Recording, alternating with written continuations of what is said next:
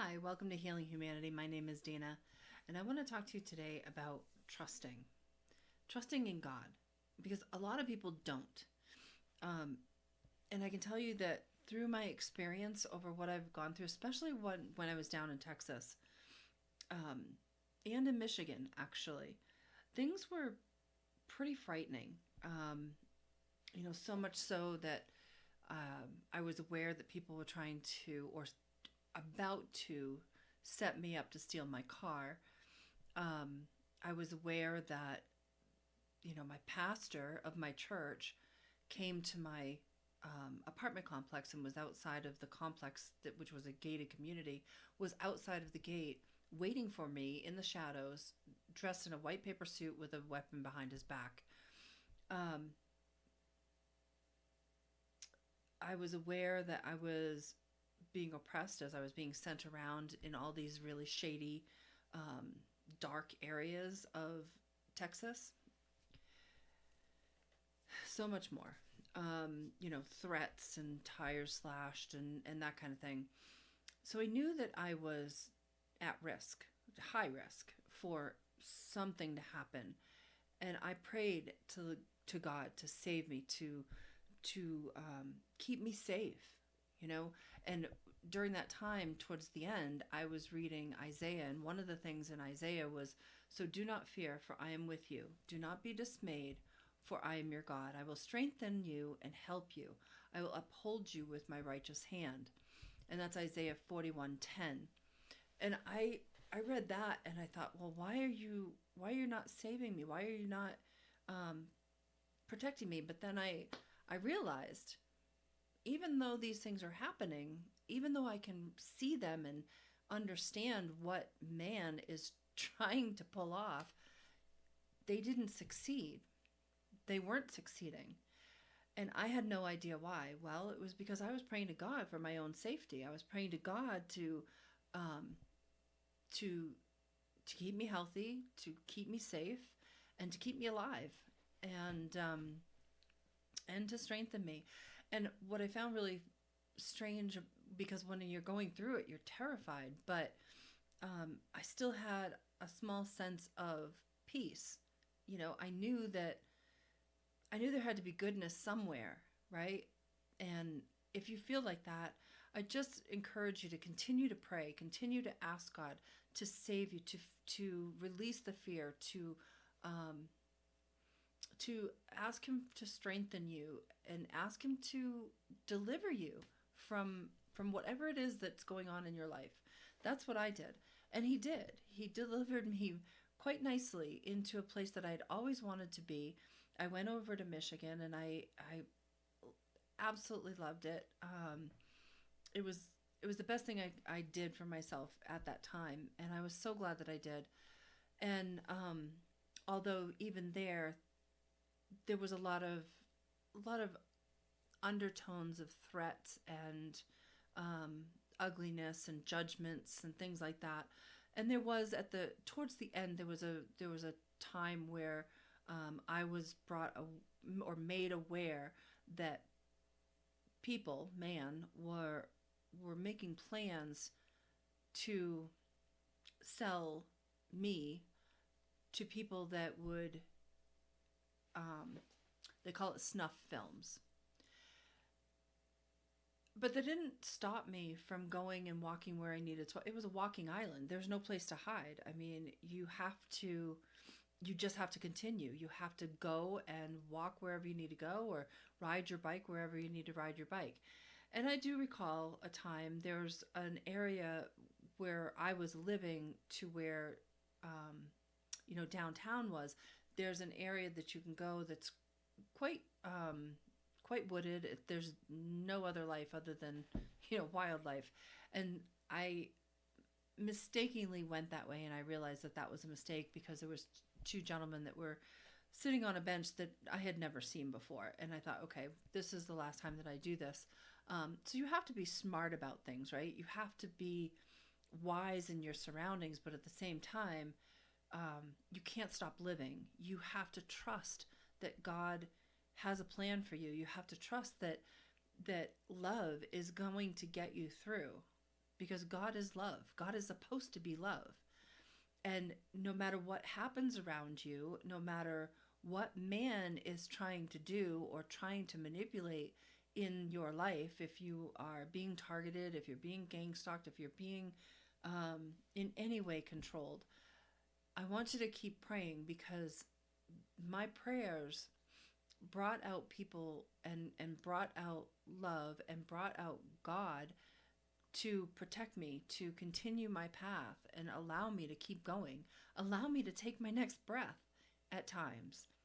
And what's really sad about this is, like, when I first began, I really just wanted to get healthy. I wanted to get healthy. I wanted to, buy a home, maybe start a small Reiki studio. And, I didn't know where it was all going to go, but I had some general idea, and then I wanted to go back and get my grandkids a year later after I bought another home, and wanted to do some traveling and potentially even go up in my career. I knew that when I left New Hampshire, I was sort of at the height of my career. There was nowhere else for me to go,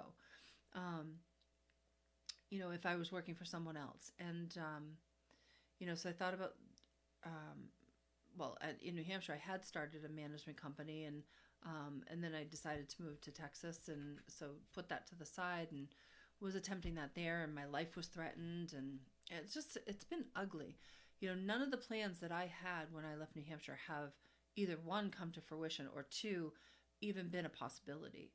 And I know that there's people that have wanted to help along the way, but you don't see what's going on behind the scenes. And so I just want you to know that this is not purposeful.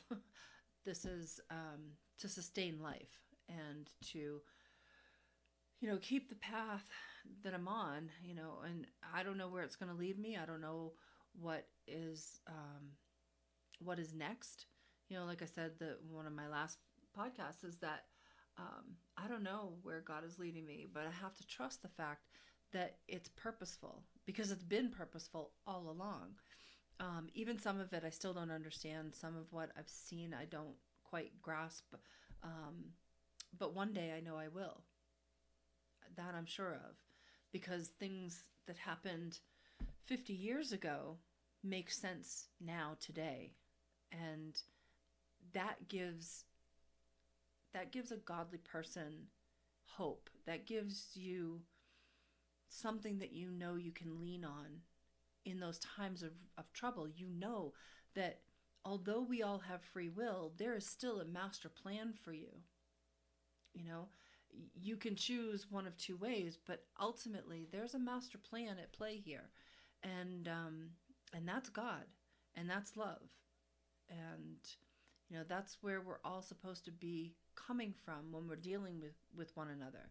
Not from a state of lack, not from a state of fear or oppression of any one particular group or gender or whatever. When you feel like you have to control someone else, no matter what that, the underlying reasons are, you are coming from a state of fear. You fear you're not enough. You fear that they might be more than you. You might fear that you are losing control. There's always an undertone of fear. And that's not where we're supposed to be. We need to trust the Lord to get us all where we need to go. Not to walk on one another, not to hurt one another, not to control one another.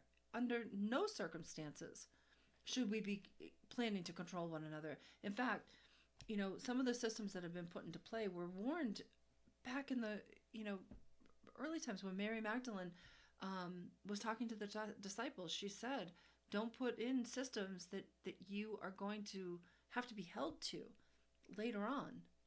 And I see today that her words really play out very strongly, because there are systems in play right now and have been put in play for a very long time that are so broken and so wrong and so controlling and unnecessary to get you to the kingdom of God. Absolutely unnecessary. You think you're there because you've been given information, and you've been given maybe some new new things that you can try to better your life. And they've worked potentially in the past. But that's not going to get you truly to the kingdom of God. We need to uplift one another. We need to trust in Him to get us where we need to go. And that's what I've done. And I'll tell you, this keeps coming to me over and over again, but love wins every single time, hands down. And when you could come from a place of love, when you're dealing with other people, whether they are in that state or not, if you come from love, God will protect you. God will guide you. God will love you. He will be the person that will hold you up and keep you safe and keep you strengthened through everything. As much as that seems crazy, because all of the things I can't even remember half the things I've honestly been through in the last 10 years. But for me to still be healthy, still be breathing, still be smiling, that's a miracle. And that's God. That's the love of God to have upheld me and strengthened me through all of that, and to then also keep me fortified in all the things that I'm trying to do and feel within my own life. He has been my strength. And I just encourage you to continue to, if you haven't tried it, continue to try. And if you have, just continue to ask. Continue to pray to God, and He will guide you and lead you where you need to go. And He'll keep you safe, like He did me. So until next time, my friends, keep healing.